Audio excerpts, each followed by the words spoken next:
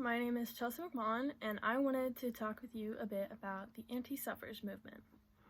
Women had been fighting for the right to vote for decades before it was finally passed on August 18, 1920, as the 19th Amendment to our Constitution.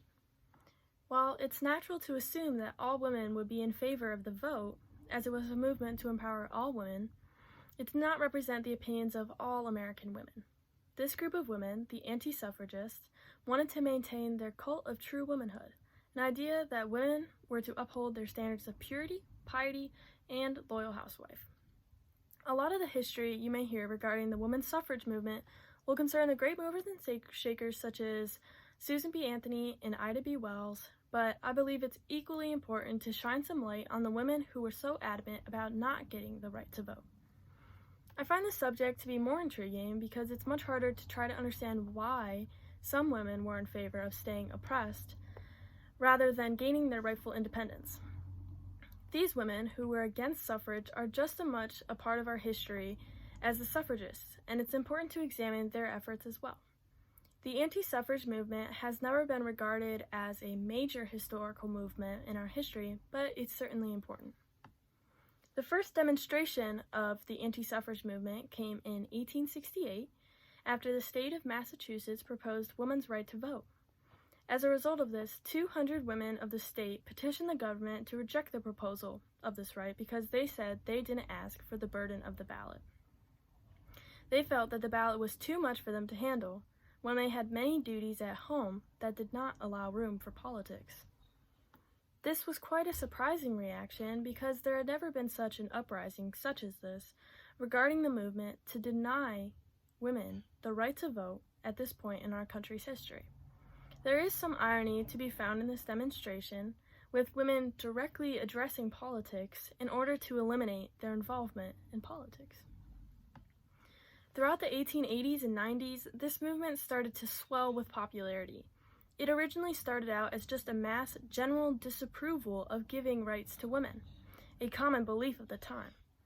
It wasn't till the peak of this anti-suffrage movement in the late 1890s till around 1918 that a huge amount of effort was put towards halting women's right to vote. This movement had an official home, the National Association Opposed to Women's Suffrage, or NAOWS.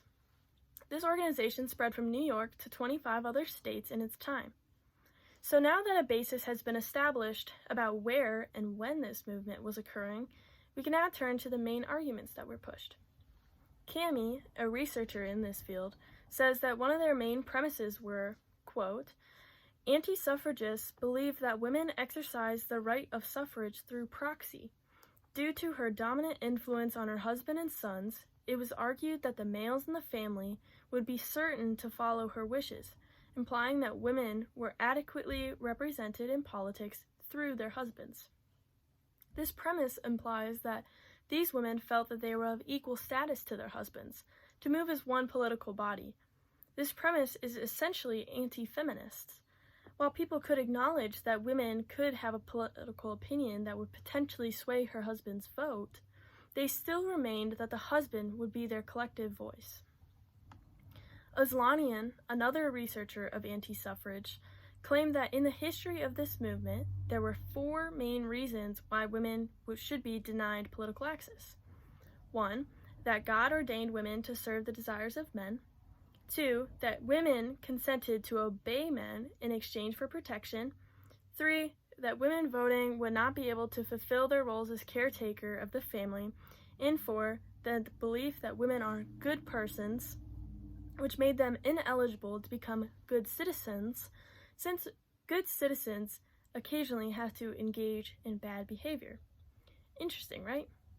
These arguments assume that if women are granted the right to vote, that it will be a threat to their homes, to religion, and to the government as a whole, due to their inability to handle the responsibility. And now at this time, I think it's important to know what type of women made up the anti-suffrage movement. These women generally made up the upper middle class, who were generally privileged in their way of life. When looking at the movement in this context, it makes sense why these women would feel that they do not need this right because of their elevated social status. they would not want suffrage because they believed it was a threat to their privilege. This is different from those who made up the suffrage movement, women who were middle and lower class, who wanted to gain the right to vote in order to elevate their position in society and have a say in the factors that influenced their position. These women were a threat to the upper class women who feared that these active feminists would try to place radical legislation upon them that would affect their status. So, in order to maintain their status, they employed different tactics to spread their word of anti-suffrage, mainly through the use of newspapers. While they would have their articles published across newspapers in the country, they also had several newspapers of their own, one of these being called The Anti-Suffragist, devoted to placing before the public the reasons why it is inexpedient to extend the ballot to women, another one being The Woman's Protest Against Women's Suffrage, and one of their last ones, The Woman Portrait, dedicated to the defense of womanhood, motherhood, the family and the state against suffragism, feminism, and socialism. The main themes of these articles published in these newspapers were socialism, radicalism, militarism, and traditional values. So firstly, the socialism topic that frequently came up was to express their concerns that leaders of the suffrage movement were reflective of leaders in communism, and they believed that that is where our country was going to head if we had these people in charge of our legislation. Radicalism went hand in hand with their socialism concerns, and they felt threatened by the radical ideas of suffragists trying to change the foundation of our government that had been established over 100 years ago. Militarism reflected how they viewed these women as a mob, trying to impose their views on innocent women. Traditional values in their articles often addressed how suffrage would intervene with the role of women in the house, saying that it would handicap their ability to adequately take care of the home. So now, to end my talk, I want to include just a little paragraph of an article published in the Anti-Suffragist newspaper, and it quotes, "At the present time, the great majority of American women are opposed to women's suffrage. The anti-suffragist has been known as the silent woman, but now the time has come for the voice of the majority to be heard. It has become a plain duty to protest that it would be no right but a wrong, no act of justice but a great injustice to make women bear the burdens of political life when it's merely the demand of a small minority so restless and dissatisfied that they have no time to enjoy their privileges, which are far greater than they would be if political equality were granted to them."